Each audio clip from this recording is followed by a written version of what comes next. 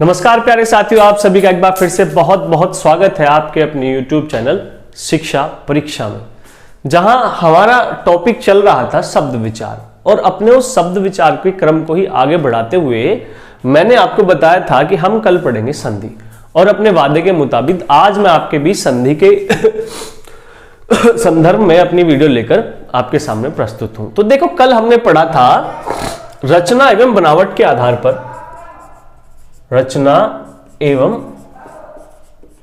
बनावट के आधार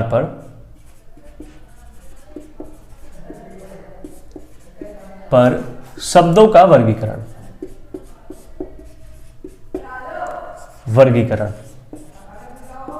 और उसमें मैंने बताया कि रचना एवं बनावट के आधार पर हमारे शब्द कितने प्रकार के थे?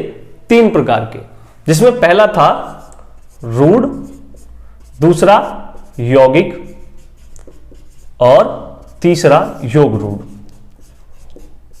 और मैंने आपको बताया कि यौगिक जो शब्द थे उनके रचना की, उनके निर्माण की 3 नहीं 4 इकाइयां है ना, 4 इकाइयां थी। कौन कौन सी?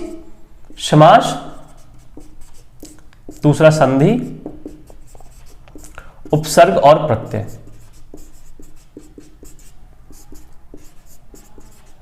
तो उसी क्रम में बढ़ते हुए आगे आज हम बात करेंगे किसकी? संधि की। तो देख लेते हैं संधि है क्या।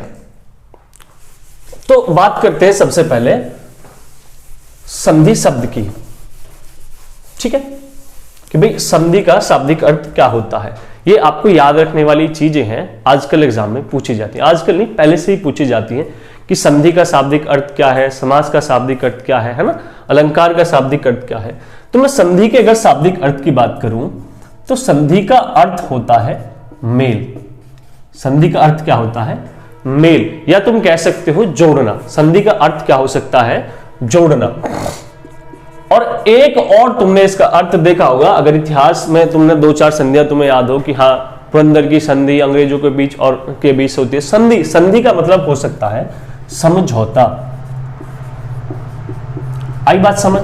तो कुल मिला के हम इसका इन द सेंस निकाल सकते हैं, किन्हीं 2 पक्षों के बीच है ना हुए मेल मिलाप को ही क्या कहते हैं? संधि कहते हैं। लेकिन हिंदी में इसकी भूमिका थोड़ी सी अलग, इसके शाब्दिक अर्थ से थोड़ी सी अलग है ना, क्योंकि यहां पे किसका मेल है ये देखने वाली बात है। तो मैं कह सकता हूं, अगर मैं परिभाषा की बात करूं, अपने टॉपिक की परिभाषा की बात करूं, तो यहां पे इसकी परिभाषा हो जाती है कि वर्णों के मेल। यहां पे किसका मेल कराना है? वर्णों का मेल। बात समझ आई? तो यहां पे इसकी भूमिका क्या है? वर्णों के मेल से उत्पन्न हुए विकार को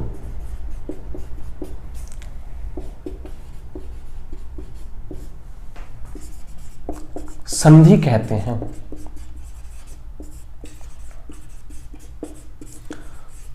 तो यहां समझ रहे हैं हम किसका, यहां पे किसका प्रयोग होगा? यहां पे मेल होगा सिर्फ वर्णों का। अब खाली वर्णों का मेल तो होना है नहीं, है ना। तो हमें क्या करना है, एक बात याद रखनी कि मेल होगा किस किस का, मेल होगा किस किस का। तो अभी हमने पढ़ा यौगिक शब्द। तो यौगिक की परिभाषा क्या थी कि जब 2 शब्द मिलकर किसी एक शब्द का निर्माण करते हो, है ना, और जिसके हम सार्थक खंड कर सकते हो, वही तो क्या कहलाते हैं? यौगिक कहलाते हैं। और यौगिक का ही तो अंश है ये, यौगिक बनाने की क्रिया ही तो है। तो हमें पता है कि यहां पे भी 2 शब्दों का मेल होगा। शब्द, पहला शब्द और दूसरा शब्द। मेल तो किसका होना है? 2 शब्दों का। लेकिन 2 शब्दों के कुछ वर्णों का मेल होता है। 2 शब्दों से कुछ वर्ण निकालकर उनका क्या कराया जाता है? मेल कराया जाता है, जो क्या कहलाता है? संधि कहलाता है। अब देखो, मेल किस किस का होना है, ये बात समझने वाली बात है ना। यही इसका जो निचोड़ है, जो निष्कर्ष है, यही है कि हमें मेल किस किस का कराना है। तो पहले शब्द का जो भी अंतिम वर्ण होगा, पहले शब्द का अंतिम वर्ण, और उसका मेल हम किससे कराते हैं? दूसरे शब्द के पहले वर्ण से, दूसरे शब्द के पहले वर्ण से। यही क्रिया हमारी क्या कहलाती है? संधि कहलाती है। बात समझ आई? संधि क्या है? संधि वर्णों का मेल है। वर्णों के मेल से जब कोई विकार, विकार होना भी जरूरी है, ऐसा नहीं कि जोड़ के लिख दिया है ना। तो वर्णों के मेल से जब भी कोई विकार होगा तो क्या कहलाएगा? संधि कहलाएगा। और कौन कौन से वर्ण का मेल होना है? पहले शब्द का अंतिम वर्ण और दूसरे शब्द के पहले वर्ण का क्या होना चाहिए? योग होना चाहिए, मेल होना चाहिए, या उनके बीच कोई समझौता होना चाहिए। उसे ही हम क्या कहते हैं? संधि कहते हैं। चलिए आगे की तरफ बढ़ते हैं। थोड़ा सा देख लो एक बार, है ना, अच्छे से नोट कर लेना। तो संधि की परिभाषा हमने समझी और संधि का शाब्दिक अर्थ समझा और समझा कि संधि होती किन किन के बीच है। लेकिन संधि समझने से पहले आपको एक छोटी सी चीज आनी बहुत जरूरी है, जिसका नाम है वर्ण विच्छेद। किसका? वर्ण विच्छेद। मतलब किसी शब्द से वर्णों को अलग करना आना चाहिए, क्योंकि उसका ही हम यहां प्रयोग करने वाले हैं। क्योंकि संधि होती किस किस के बीच है? वर्णों के बीच। अगर तुम शब्द से वर्ण अलग करना ही नहीं जानते तो बेकार है संधि के सारे नियम कानून, चाहे तुम्हें कुछ भी आता हो। लेकिन पहला काम क्या है? हमें वर्ण विच्छेद करना आना चाहिए। किसी भी शब्द का क्या करना आना चाहिए? वर्ण विच्छेद करना आना चाहिए। तो देखिए, देखते हैं थोड़ा सा वर्ण विच्छेद। वैसे मैं आपको बता चुका हूं वर्णमाला के वीडियो में, लेकिन एक थोड़ा सा क्या लेते हैं, थोड़ा सा एक समझ उसकी पैदा कर लेते हैं अगर आप भूल गए हो तो। देखिए कोई शब्द लिया मैंने, राम, है ना, और राम में कितने वर्ण हैं? अगर मैं पूछूं राम के अंदर कितने वर्ण हैं तो आप बता दोगे कितने? भाई देखो यहां पे र है और र के साथ क्या है? आ और एक मैं है। लेकिन यहां समझने वाली बात एक और है कि हमारे जो स्वर होते हैं, स्वरों की संख्या कितनी होती है? टोटल 11। लेकिन जब उच्चारण की दृष्टि से पूछा जाए तो तब होती है 10। और ये होते हैं दो प्रकार के, एक ह्रस्व और दूसरा दीर्घ। बात समझ आ रही है? ह्रस्व स्वर के अंदर हम क्या लेते हैं? ए, छोटी ई, उ और री। ये चार हमारे क्या होते हैं? ह्रस्व स्वर, जिन्हें हम लघु स्वर के नाम से भी जानते हैं। और बाकी जो हमारे साथ हैं दीर्घ स्वर के अंदर आ जाते हैं आ, ई, उ, ए, ओ और औ। ये हमारे क्या होते हैं? 11 स्वर होते हैं। तो जिनमें कि 4 हमारे ह्रस्व स्वर, जिन्हें हम क्या कहते हैं? लघु स्वर भी, और 7 हमारे दीर्घ स्वर होते हैं। और हमें इनकी परिभाषा पहले से ही पता है कि ये क्या होते हैं? इनके उच्चारण में कम समय लगता है और इनकी मात्रा की संख्या होती है 1। इन्हें क्या बोलते हैं? एक मात्रिक। और जबकि जो हमारे दीर्घ स्वर होते हैं इनकी 2 मात्राएं होती हैं, क्योंकि इनके उच्चारण में थोड़ा सा अधिक समय लगता है। ठीक है, यहां तक कोई दिक्कत? और हमें याद रखना है कि एकमात्र स्वर हमारा ऐसा है जिसकी मात्रा का क्या होता है? लोप होता है, जिसकी मात्रा हमें दिखाई नहीं देती। ठीक है, बात समझ आई? और एक चीज और हम वर्णमाला में पढ़ चुके हैं कि हमारी वर्णमाला में 2 प्रकार के वर्ण थे, स्वर और व्यंजन। स्वर क्या थे? जिनका स्वतंत्र रूप से उच्चारण हो सकता हो। ऐसे वर्ण जिनका उच्चारण हम स्वतंत्र रूप से कर सकते हैं क्या कहलाते हैं? स्वर कहलाते हैं। जबकि व्यंजनों की परिभाषा थी कि ऐसे वर्ण जिनका उच्चारण बिना स्वरों की सहायता के संभव ही नहीं है। बात समझ आई? ऐसे वर्ण जिनका उच्चारण स्वरों की सहायता के बिना संभव ही नहीं है। तो मैं कह सकता हूं कि कोई भी व्यंजन बिना स्वरों की सहायता से बोला या लिखा नहीं जा सकता, है ना। किसी भी शब्द में लिखा तो जा सकता है, आधा लिख देते हैं, उसका उच्चारण संभव नहीं है। ठीक है, तो अब देखते हैं, इसका विच्छेद करने की कोशिश करते हैं। जो शब्द मैंने लिखा है राम, देखिए राम में आपको पता चला कि पहला वर्ण क्या है? रे। और मैंने बताया रे क्या है? एक व्यंजन है, और व्यंजन का जब तक कोई उच्चारण नहीं होता, जब तक उसके साथ स्वर ना लगाओ। और व्यंजन का लिखने का मूल रूप होता है हलंत रूपी, है ना। और उसके बाद इसमें क्या है? आ, तो आ ऐसे लिखते हैं। उसके बाद मैं, और मैं भी एक क्या है? व्यंजन है, और व्यंजन का उच्चारण जब तक संभव नहीं है जब तक उसके साथ कोई स्वर ना लगा हो। तो इसका उच्चारण संभव कराने के लिए इसके साथ यहां पर एक स्वर है जो है ए, है ना। क्या है? ए। और ए हमेशा उस जगह होगा जहां पर आपको कोई मात्रा दिखाई ना दे, है ना। तो कोई भी ले लो, मैं ले लेता हूं कमल। शब्द क्या है? कमल। इसका क्या करते हैं? विच्छेद करते हैं। आपको पता है यहां पर सिर्फ कै दिखाई दे, लेकिन कै की सहायता उच्चारण कराने के लिए यहां पर क्या होगा? ए होगा, ए होगा। ऐसे ही शब्द क्या है? वर्ण क्या है? अगला मैं, और मैं का उच्चारण कराने के लिए भी यहां पे क्या होगा? ए होगा। ऐसे ही ले के साथ भी क्या होगा, ए होगा।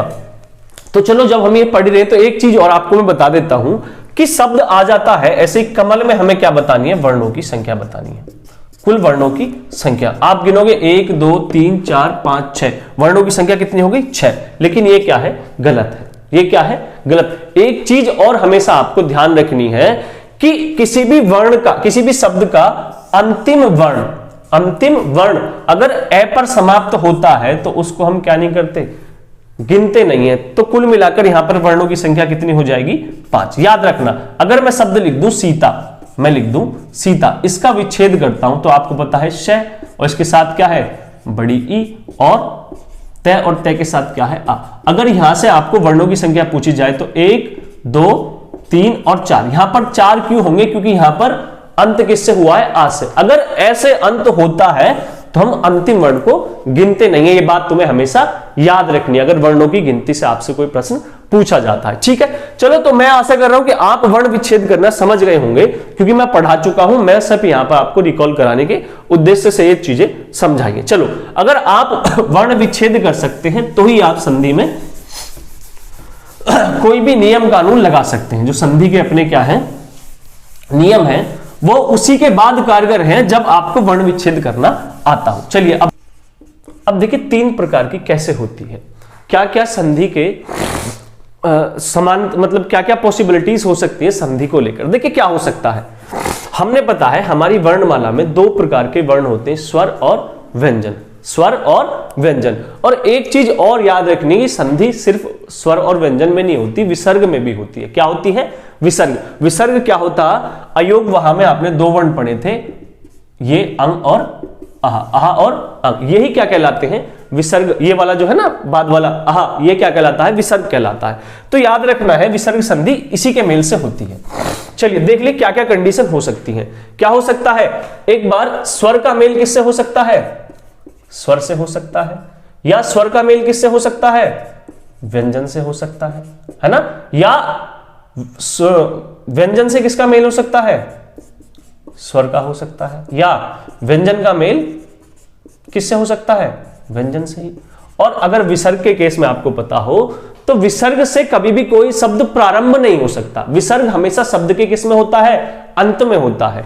तो विसर्ग के साथ 2 ही कंडीशन पॉसिबल है, या तो विसर्ग के बाद क्या हो सकता है, स्वर हो सकता है, या विसर्ग के बाद क्या हो सकता है, व्यंजन हो सकता है, ठीक है। क्योंकि ये इस तरफ का जो है हमारा, ये क्या है, पहले वर्ण का अंतिम, पहले शब्द का अंतिम वर्ण, और ये क्या है, दूसरे शब्द का पहला वर्ण। ये क्या है, दूसरे शब्द का पहला वर्ण। तो क्या क्या कंडीशन हो सकती है, पहले शब्द का अंतिम वर्ण ये हो सकता है, स्वर हो सकता है, व्यंजन हो सकता है, और विसर्ग हो सकता है। और उसका मेल किससे हो सकता है, स्वर का स्वर से, स्वर का व्यंजन से, व्यंजन का स्वर से, और व्यंजन का व्यंजन से भी। और विसर्ग का कंडीशन क्या है, विसर्ग सिर्फ शब्द के अंत में हो सकता है। तो विसर्ग कभी भी दूसरा शब्द नहीं हो सकता, विसर्ग कभी भी दूसरा शब्द नहीं हो सकता। विसर्ग हमेशा पहले शब्द के अंतिम स्थान पर होगा, क्योंकि इससे कभी भी कोई शब्द प्रारंभ नहीं होता है, ठीक है। तो अब इन कंडीशंस को हम बांट देते हैं इन 3 प्रकारों में। तो मुझे पता है ये जो स्वर से स्वर का मेल क्या कहलाता है, संधि। आप देखो पहले मैं बता देता हूं स्वर संधि हमारे कितने प्रकार की होती है, 3 प्रकार की। पहली स्वर संधि, दूसरी व्यंजन संधि, और तीसरी होती है हमारी विसर्ग संधि। कौन सी, विसर्ग संधि। तो स्वर संधि की परिभाषा क्या है, जब किसी स्वर का मेल किसी स्वर से होता हो, स्वरों की जो भी संख्या है हमारी 11, उनमें से कोई सा स्वर अपने दूसरे या अपने आप से ही मिलता हो, क्या कहलाएगी, स्वर संधि कहलाएगी। जबकि व्यंजन संधि की परिभाषा क्या है, जब किसी स्वर का मेल व्यंजन से, या व्यंजन का मेल स्वर से, या व्यंजन का मेल व्यंजन से होता हो, तब क्या कहलाती है, व्यंजन संधि कहलाती है। क्या कहलाएगी, व्यंजन संधि कहलाएगी। और लास्ट जो 2 कंडीशन है जिसके अंदर विसर्ग का योग या तो किसी स्वर से या व्यंजन से होता हो, वो क्या कहलाती है, विसर्ग संधि कहलाती है। आशा करता हूं कि आप सभी समझ पा रहे हो, है ना।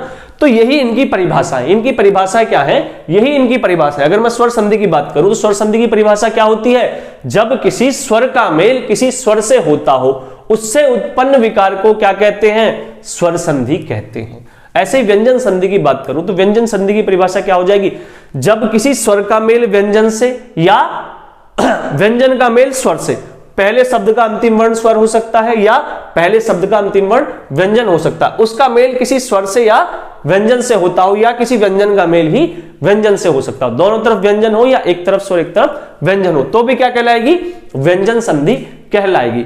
और विसर्ग संधि की कंडीशन क्या है, विसर्ग हमेशा शब्द के किस में होता है, अंत में होता है। तो अंत में होना है तो ये पहले शब्द का अंतिम वर्ण होगा और उसके बाद या तो स्वर आए या व्यंजन आए तो हमारी क्या कहलाती है, व्यंजन संधि कहलाती है।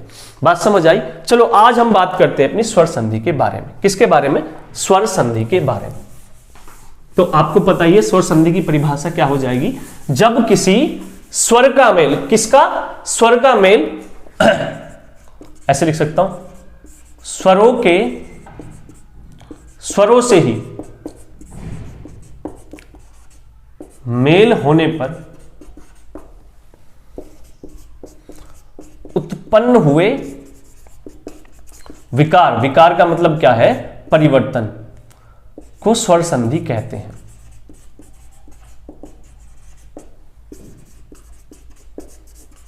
बात समझ आई।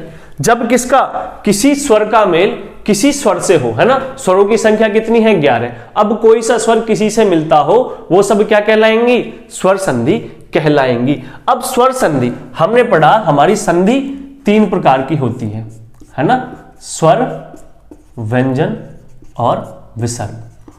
ठीक है, हमने संधि के प्रकार देखे, संधि हमारी कितने प्रकार की थी, 3 प्रकार की, और उसमें पहली स्वर, दूसरी व्यंजन और तीसरी विसर्ग संधि। ठीक है, अब स्वर संधि के प्रकार पढ़ेंगे। स्वर संधि भी हमारी कुछ प्रकारों में क्या है, वर्गीकृत है ना, विभाजित है। तो उसके प्रकारों को देखते हैं और आज हम ज्यादा पढ़ेंगे नहीं, आगे की वीडियो में पढ़ेंगे क्योंकि वीडियो बहुत लंबी हो जाती है, आपको दिक्कत होती है, मुझे रिव्यूज मिलते हैं, वीडियो आपकी लंबी हो जाती है। ठीक है, तो स्वर संधि की परिभाषा आप नोट कर लीजिए। आज हम स्वर संधि के प्रकारों की तरफ बढ़ते हैं आगे। बस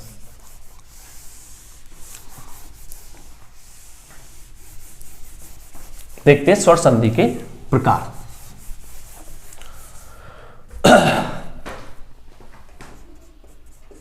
स्वर संधि के प्रकार, और संधियों में सबसे महत्वपूर्ण क्या है, यही संधि है स्वर संधि। लगभग मैं कहूं तो संधि का 80% जो क्वेश्चन है संधि के कहां से बनते हैं, स्वर संधि से बनते हैं। तो सबसे इंपॉर्टेंट संधि आपकी क्या है, स्वर संधि। हर एग्जाम में अगर क्वेश्चन पूछे जाते हैं तो कहां से पूछे जाते हैं, स्वर संधि से पूछे जाते हैं। ऐसा नहीं है कि वहां से नहीं पूछे जाते, पूछे जाते हैं, लेकिन नंबर कहां से ज्यादा होते हैं, स्वर संधि से। अगर मैं स्वर संधि के प्रकारों की बात करूं तो स्वर संधि होती है 5 प्रकार की। कितने प्रकार की, 5 प्रकार की। स्वर संधि के कितने प्रकार है, 5 प्रकार है ना। हमारी हाथ में कितनी उंगलियां हैं, यहां से हम इन्हें याद रखेंगे, रिलेट करेंगे यहीं से, और वही हमारा क्या है, याद करने का तरीका भी है। ठीक है, तो मैं पहले एक बार लिख देता हूं कितने प्रकार की होती है, 5 प्रकार की। तो देखते हैं, पहला क्या है, दीर्घ स्वर संधि। कौन सी, दीर्घ स्वर संधि। पहली संधि कौन सी है, दीर्घ स्वर संधि। दूसरी संधि हमारी है गुण स्वर संधि। नंबर 3 वृद्धि स्वर संधि। नंबर 4 यर्ण स्वर संधि। और नंबर 5 अयादि स्वर संधि। ठीक है, तो एक बार देख लेते हैं कैसे हम इसको याद करेंगे, 5 प्रकार की संधि, है ना। तो याद करेंगे अपने हाथ से। ट्रिक इनकी क्या है, अपना हाथ लीजिए और आपको पता है आपका हाथ का जो अंगूठा है सारी उंगलियों के अगर कंपैरिजन में देखें तो आकार में सबसे बड़ा है ना। दीर्घ, दीर्घ का मतलब क्या होता है, बड़ा, तो आकार में मोटा है मतलब, है ना। तो यहां से हम याद रखेंगे अंगूठे से क्या, दीर्घ, दीर्घ स्वर संधि हमारे थंब से, है ना। और दूसरी संधि कौन सी हमारी, गुण स्वर संधि। तो याद कीजिए गुण क्या होते हैं, अच्छा बुरा, है ना, ऊंचा नीचा मोटा काला, सब क्या है, गुण है। और हम किसी को गुण बताते हैं तो कैसे बताते हैं, ऐसे उंगली करके तो उसके गुण बताते हैं, है ना। तू काला है, तू मोटा है, तू भूरा है ना, दिल पे मत लीजिएगा, है ना। तो ये क्या है, ये उंगली हमारी क्या दर्शाती है, गुण दर्शाती है। और इस उंगली से हम क्या याद रखेंगे, गुण स्वर संधि, है ना। उसके बाद तीसरी है हमारी वृद्धि। अब देखिए वृद्धि का मतलब क्या होता है, बड़ा, है ना। वृद्धि का मतलब क्या होता है, बड़ा। अब ये जो हमारी तीसरी उंगली है सबसे बड़ी है, लंबाई में क्या है, सबसे बड़ी, तो इससे याद रखेंगे कौन सी, वृद्धि स्वर संधि। याद रखेंगे यण संधि। यण संधि क्या है, यण को आप याद रखेंगे कैसे, ये जो आपकी बीच वाली ये उंगली है ना, इसे किस लिए प्रयोग किया जाता है, क्या यूज है इसका, तो जब कभी आपकी शादी वादी होगी, है ना, तो ये कौन सी रिंग उंगली पहनाने के लिए काम आती है ना, एंगेजमेंट रिंग आप पहनाओगे, आपकी शादी वादी होगी, अभी भविष्य में नौकरियों को लेने के बाद अच्छी खासी शादी वादी हो ना, तो तुम्हें भी मौका मिले, है ना। तो लेकिन ऐसे याद रखना, असली जिंदगी का रण, रण का मतलब होता है युद्ध, है ना। तो असली अपनी जिंदगी का युद्ध तो तब होगा जब इस उंगली में क्या पहना दी जाएगी, क्या, अंगूठी, है ना। तो रण आपका शुरू होगा कब, जब इस उंगली में क्या अंगूठी पहना दी जाएगी। तो ये रण से याद रखना है क्या, रण स्वर संधि, है ना। और उसके बाद एक हमारी जो लास्ट बची कौन सी, अयादी स्वर संधि, अयादी, है ना। तो वैसे भी इस उंगली का हमारे यहाँ कोई काम तो है नहीं इतना कुछ खास, है ना, बस नाम की उंगली है तो हम लिख देते ना आदि, एग्जाम्पल्स के बाद लिखने के बाद क्या करते हैं, आदि लिख देते हैं। तो आदि वैसे भी आकार में क्या है, आदि, लंबाई में इसके क्या है, आदि, तो इससे रिलेट करेंगे क्या, आदि। तो एक बार रिवाइज कर लेते हैं, अंगूठा आकार में क्या है, मोटा है, थोड़ा बड़ा दिखता है, तो क्या हो जाएगा, वृद्धि। इससे हम क्या बताएंगे, गुण, लोग क्या बताते हैं, गुण, तो गुण स्वर संधि। उसके बाद ये उंगली इससे बड़ी होगी, सबसे बड़ी होगी, तो क्या, वृद्धि। यहां पे हम क्या करेंगे, अपने जीवन में जब शादी होगी तो शादी के लिए पहले अंगूठी, एंगेजमेंट रिंग इसमें तो पहनेंगे, तो वहां से क्या होगा तुम्हारे जीवन में शुरू, रण, और रण से याद रखेंगे रण। और ये उंगली क्या है, आदि है, आकार में कैसी है, आदि है। तो आशा करता हूं कि आज की वीडियो आपको समझ आएगी। मैं क्विक रिवीजन दे देता हूं कि संधि क्या है। संधि क्या है, संधि हमने समझा, संधि का शाब्दिक अर्थ होता है मेल, जोड़ना या समझौता कह सकते हैं। और संधि होती कहां है, संधि होती है वर्णों के बीच, किसके, वर्णों के बीच। आगे जब मैं एग्जांपल समझाऊंगा और डिटेल में एक्सप्लेन करूंगा किन किन वर्णों के बीच, जिन दो शब्दों के बीच में संधि हो रही है, पहले शब्द का तो अंतिम वर्ण और दूसरे शब्द के पहले वर्ण के बीच क्या होती है, संधि होती है। और संधि की परिभाषा इस प्रकार क्या हो जाती है कि दो वर्णों के मेल से उत्पन्न हुए विकार को क्या कहते हैं, संधि कहते हैं। दो वर्णों के मेल से उत्पन्न हुए विकार को संधि कहते हैं। और संधि कितने प्रकार की थी हमारी, तीन प्रकार की, कौन सी, स्वर संधि, विसर्ग संधि और स्वर संधि, व्यंजन संधि और विसर्ग संधि। और उसमें से आज हमने देखा कि स्वर संधि क्या है, स्वर से स्वरों का मेल जब होता है तो स्वर संधि कहलाती है। एक तरफ स्वर हो या एक तरफ व्यंजन हो, दोनों तरफ व्यंजन हो, उस संधि को क्या कहते हैं, व्यंजन संधि। और जब पहले शब्द का अंतिम वर्ण तो क्या हो, विसर्ग हो, और उसके बाद या तो स्वर हो या व्यंजन, उसे क्या कहते हैं, विसर्ग संधि। ठीक है। और आज मैंने तुम्हें स्वर संधि के प्रकार पढ़ाए। स्वर संधि के कितने प्रकार होते हैं, 5, जो अभी मैंने आपको बताया। तो इसी के साथ आज की वीडियो में इतना ही, मिलते हैं आगे। जीते रहिए, पढ़ते रहिए, है ना, और अपने आगे बढ़ते रहिए। ठीक है, नमस्कार।